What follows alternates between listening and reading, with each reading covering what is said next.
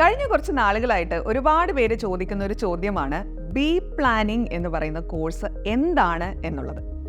B planning നമ്മൾ കേൾക്കാൻ തുടങ്ങിയിട്ട് ശരിക്കും പറഞ്ഞു കഴിഞ്ഞാൽ ഒരുപാട് വർഷങ്ങളായിട്ടില്ല. ഇത് ഒത്തിരി കുട്ടികളുടെ മനസ്സിലേക്ക് ഇറങ്ങി എത്തിയത് എപ്പോഴാണെന്നറിയോ? നമ്മുടെ ഈ ജെയിനകത്ത് പേപ്പർ 2 രണ്ടായി തിരിച്ചു. അതിൽ ഒരു പേപ്പർ സ്പെസിഫിക്കലി ഫോർ ആർക്കിടെക്ചറും ഒരു paper specifically four B planning ആണെന്നും പറഞ്ഞു. അപ്പോൾ തൊട്ടാണ് നമ്മൾ ഈ ബി പ്ലാനിംഗ് എന്ന് പറയുന്ന സാധനം കുറച്ച് ആളുകളുടെ ഇടയിൽ പോപ്പുലറായി തുടങ്ങിയത്.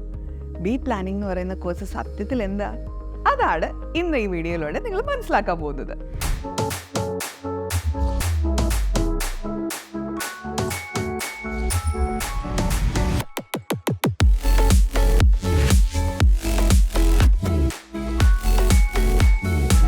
ബി പ്ലാനിംഗ് എന്ന് പറയുന്നത് 4 വർഷത്തെ കോഴ്സാണ്. ഇത് ബി ആർക്കിൽ നിന്നും ഡിഫറെൻ്റ് ആണ്. ബി ആർക്ക് എന്ന് പറയുന്ന കോഴ്സ് നമ്മൾ ചെയ്യുമ്പോൾ ഇപ്പോൾ ഒരു ബിൽഡിംഗ് അത് പ്രോപ്പറായിട്ട് ഡിസൈൻ ചെയ്യുന്നത് എങ്ങനെ എന്നതാണ് നമ്മൾ ബി ആർക്കിൽ പഠിക്കുന്നത്, അല്ലേ? അതിൻ്റെ ഇൻറ്റീരിയർ ആയിട്ടുള്ള സ്പേസിൻ്റെ ഡിസൈൻ, അങ്ങനെയുള്ള എല്ലാ കാര്യങ്ങളും അതിനകത്ത് വരും ഫ്രം ദ ബേസ്. പക്ഷേ ബി പ്ലാനിങ്ങിൽ നമ്മൾ ഒരു പടി കൂടി കടന്ന് അപ്പുറത്തേക്ക് പോയി ഒരു അർബൻ സെറ്റിൽമെൻറ്റിനെ കുറിച്ച് നിങ്ങൾ ആലോചിക്കും, അല്ലെങ്കിൽ ഒരു സിറ്റിയെ നമ്മൾ ഡെവലപ്പ് ചെയ്യുന്നത് ആലോചിക്കും. അത്തരത്തിൽ ഒരു പ്ലാനിങ് നടത്തുന്ന സ്ഥലത്താണ് ബി പ്ലാനിങ്ങുകാരെ നമുക്ക് ആവശ്യമുള്ളത്. അപ്പോൾ കുറച്ചുകൂടി ഒരു വൈഡർ ഏരിയ, ഒരു സിറ്റി അത് നമ്മൾ ഡെവലപ്പ് ചെയ്തെടുക്കുന്നു, അല്ലെങ്കിൽ ഒരു അർബൻ സെറ്റിൽമെൻറ്റ് നമ്മൾ ഡെവലപ്പ് ചെയ്യാൻ പോകുന്നു. അതെങ്ങനെ ഡെവലപ്പ് ചെയ്യും എന്ന് ചിന്തിക്കുന്നിടത്ത് ഒരുപാട് കാര്യങ്ങൾ നമ്മൾ ആലോചിക്കേണ്ടി വരില്ലേ? വെറുതെ 4 കെട്ടിടം പറക്കി വെച്ചാൽ മാത്രം മതിയോ? അത് സസ്റ്റൈനബിൾ ആയിരിക്കണ്ടേ?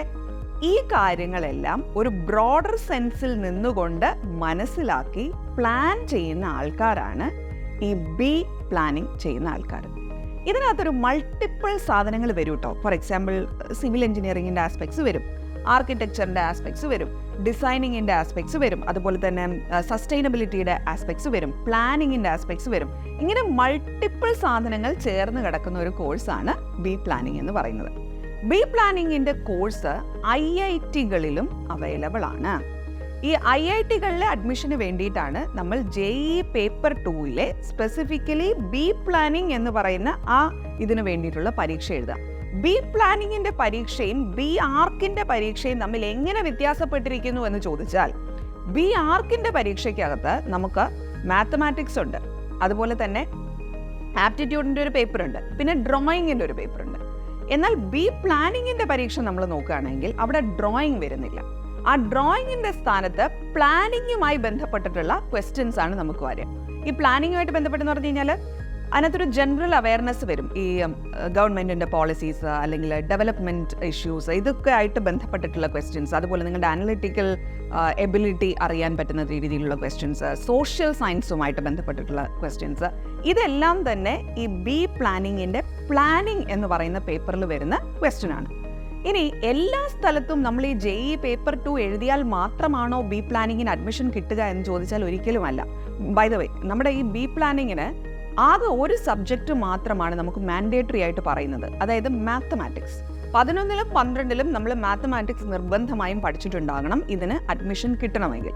അതുകൊണ്ട് തന്നെ കോമേഴ്സ് വിത്ത് മാത്ത് എടുത്ത കുട്ടികൾക്കും ഇന്ത്യയിലെ പല ബി പ്ലാനിംഗ് ഇൻസ്റ്റിറ്റ്യൂട്ടുകളും അഡ്മിഷൻ നൽകുന്നുണ്ട് എന്ന കാര്യം നിങ്ങൾ ഓർമ്മിക്കണം. ഹൗവർ, ഈ കാര്യം നിങ്ങൾ യൂണിവേഴ്സിറ്റി ടു യൂണിവേഴ്സിറ്റി, അതായത് ഏത് യൂണിവേഴ്സിറ്റിയിലാണോ നിങ്ങൾ അഡ്മിഷൻ എടുക്കാൻ ഉദ്ദേശിക്കുന്നത് ആ യൂണിവേഴ്സിറ്റിയുമായി ഒന്ന് ചെക്ക് ചെയ്യുന്നത് നന്നായിരിക്കും. ബ്രോഡ്ലി സ്പീക്കിംഗ് ഒറ്റ സബ്ജക്റ്റ് മാത്രമാണ് മാൻഡേറ്ററി ആയിട്ട് ആവശ്യപ്പെടുന്നത്. അപ്പോൾ ഇതിനു വേണ്ടി പ്രിപ്പയർ ചെയ്യാൻ നിങ്ങൾ ഉദ്ദേശിക്കുന്നുവെങ്കിൽ, അപ്പോൾ അവിടെ തന്നെ നിങ്ങൾ IIT പോലുള്ള പ്രീമിയം ഇൻസ്റ്റിറ്റ്യൂട്ടുകളിൽ അഡ്മിഷൻ നേടാൻ ആഗ്രഹിക്കുന്നുവെങ്കിൽ, അവിടെ ഒരു കാര്യം ഞാൻ എടുത്ത് പറയട്ടെ, IIT-കളിൽ നിങ്ങൾ അഡ്മിഷൻ ആഗ്രഹിക്കുന്നുവെങ്കിൽ അവിടെ ഒരുപാട് സീറ്റുകളൊന്നും അവൈലബിൾ അല്ല. അത് മാത്രമല്ല, എല്ലാ IIT-കളിലും ഈ കോഴ്സ് അവൈലബിൾ അല്ലതാനും. സോ അവൈലബിൾ ആയിട്ടുള്ള സ്ഥലങ്ങളിൽ നിങ്ങൾ അഡ്മിഷൻ നേടാൻ ആഗ്രഹിക്കുന്നുവെങ്കിൽ 11ാം ക്ലാസ് മുതൽ നിങ്ങൾ പ്രോപ്പർലി പ്രിപ്പയർ ചെയ്ത് തന്നെ പോകണം. അതല്ലാന്നുണ്ടെങ്കിൽ അവസാനം കരഞ്ഞിട്ട് കാര്യമില്ല എന്നുള്ളത് ഞാൻ ഓർമ്മിപ്പിക്കുന്നു. ബട്ട് അതർ ദാൻ ദാറ്റ്, ഇപ്പോൾ ഒത്തിരി ഡീം ടു ബി യൂണിവേഴ്സിറ്റികളിൽ ബി പ്ലാനിംഗ് എന്ന് പറയുന്ന കോഴ്സ് സ്റ്റാർട്ട് ചെയ്തിട്ടുണ്ട്. സോ ഞാൻ നേരത്തെ പറഞ്ഞ ഈ ഒരു ഏരിയ, അതായത് ഒരു അർബൻ സെറ്റിൽമെൻ്റ് ഒക്കെ ഡെവലപ്പ് ചെയ്യാൻ ഉള്ള മേഖലയിൽ വർക്ക് ചെയ്യാൻ, അല്ലെങ്കിൽ ഒരു ഹ്യൂമൻ സെറ്റിൽമെൻറ്റ് അതുമായി ബന്ധപ്പെട്ടിട്ടുള്ള മേഖലകളിൽ വർക്ക് ചെയ്യണമെന്ന് ആഗ്രഹിക്കുന്നവർക്ക് ഈ ഒരു കോഴ്സ് നോക്കാവുന്നതാണ്. നിങ്ങൾക്ക് ജോലി കിട്ടാൻ സാധ്യതയുള്ളത് എവിടെയാണെന്ന് ചോദിച്ചു കഴിഞ്ഞാൽ ഗവൺമെൻറ്റിൻ്റെ ഒത്തിരി ഏജൻസികളുണ്ട് ഈ റൂറൽ ഡെവലപ്മെൻറ്റുമായിട്ട് ബന്ധപ്പെട്ട് പ്രവർത്തിക്കുന്ന ഏജൻസികൾ.